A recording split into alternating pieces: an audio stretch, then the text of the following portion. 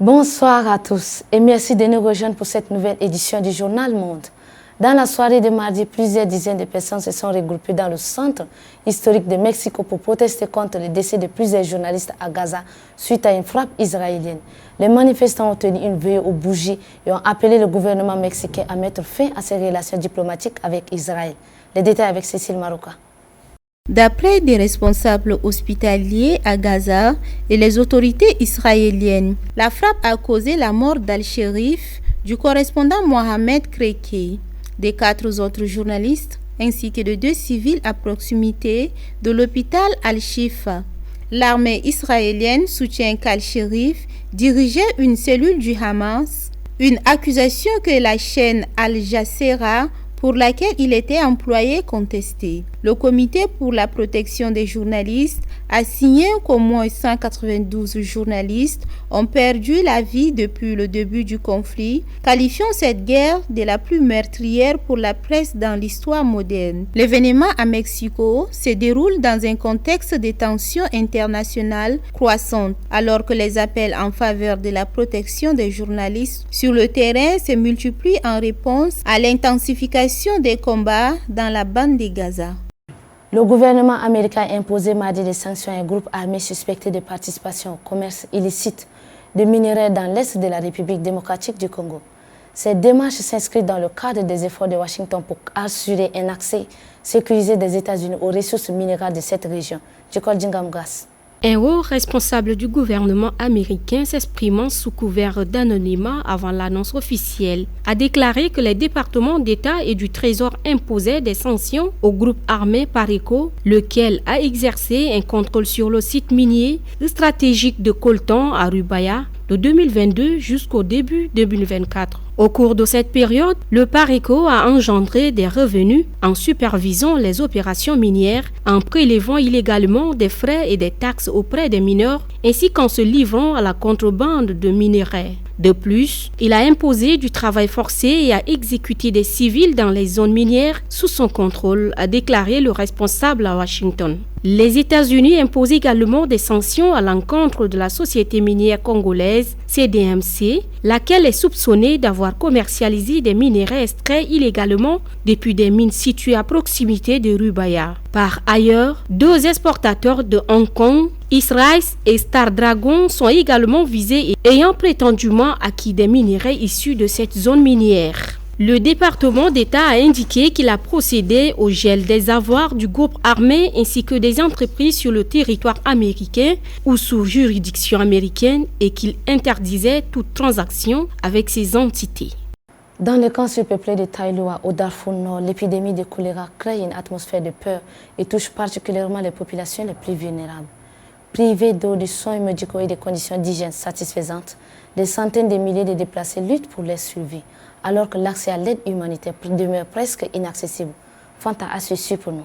À Taouila, la menace du choléra impacte profondément les activités quotidiennes. Dans ces camps temporaires, où se regroupent près de 500 000 personnes, le fait de boire un verre d'eau ou de laver ses vêtements peut se transformer en une action à haut risque. Depuis l'enregistrement du premier cas au début du mois de juin, la maladie a connu une propagation rapide, entraînant des centaines de malades et de nombreuses victimes. Nous mélangeons du citron avec de l'eau que nous consommons en tant que remède. Nous n'avons pas d'autre option, déclare Mona Ibrahim, déplacée depuis 2 mois. Les témoignages sont concordants. Il n'y a ni savon, ni toilette, ni nourriture en quantité suffisante. Les enfants doivent se soulager en plein air. Les mouches abondent autour des maigres repas et l'eau provient souvent de sources contaminées. Selon les Nations Unies, 640 000 enfants de moins de 5 ans sont en danger dans l'unique État du Darfour. L'UNICEF et Médecins sans frontières s'efforcent de contenir cette crise humanitaire. MSF a établi un centre de traitement de 160 lits qui sera prochainement porté à 200,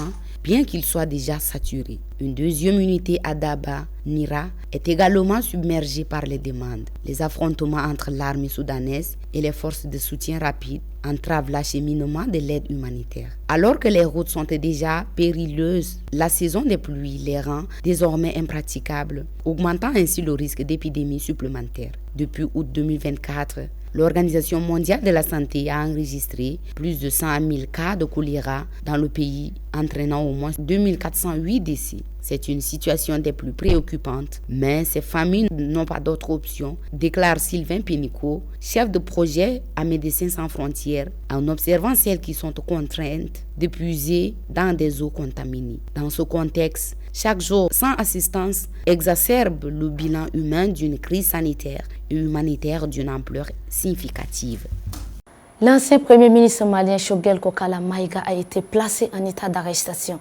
Militaire devenant ainsi dernière figure politique de haut niveau à être incarcéré par la junte du pays de l'Afrique de l'Ouest. Dès là, Nathalie pour les explications.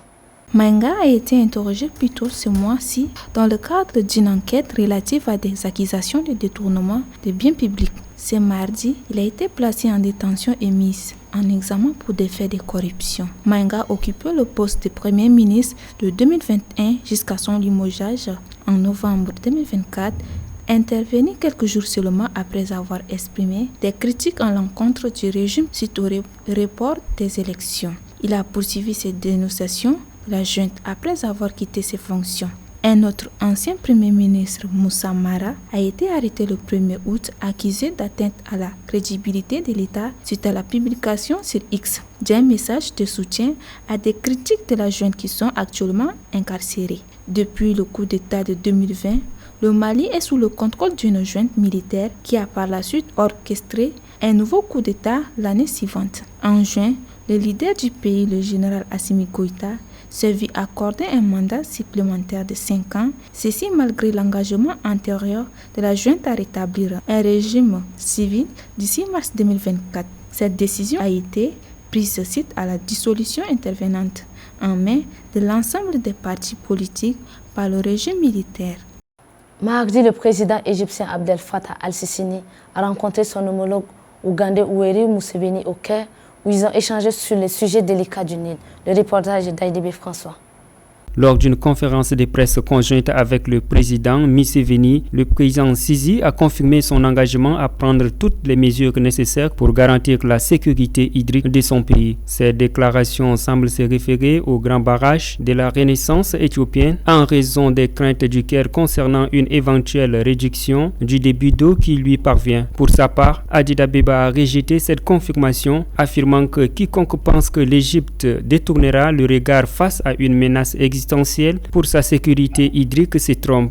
Nous continuerons à surveiller la situation et à mettre en œuvre toutes les mesures stipulées par le droit international pour protéger les ressources essentielles de notre population, a déclaré Sisi selon Aram. Une décennie de négociations entre les pays en aval et l'Éthiopie n'a pas abouti à accord. Cette dernière a reproché à l'Égypte et au Soudan de tenter de freiner ses ambitions de développement. L'année dernière, un nouvel accord concernant le partage de l'eau du Nil, intitulé Accord cadre de coopération, a été mis en œuvre avec le soutien de 7 pays provenant des réactions de la part du Caire et de Khartoum. De nombreux pays en amont soutiennent depuis longtemps que les États en aval, à savoir Égypte et le Soudan, ont bénéficié des droits du Nil de manière inéquitable en vertu d'accords issus de l'époque coloniale.